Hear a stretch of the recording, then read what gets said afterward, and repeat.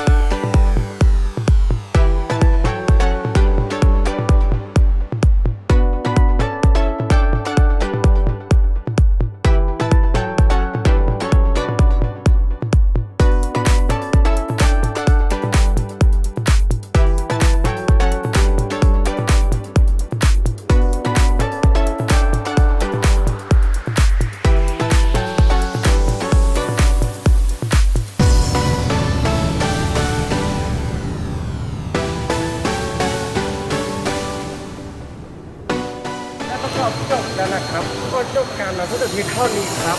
ขอบคุณครับ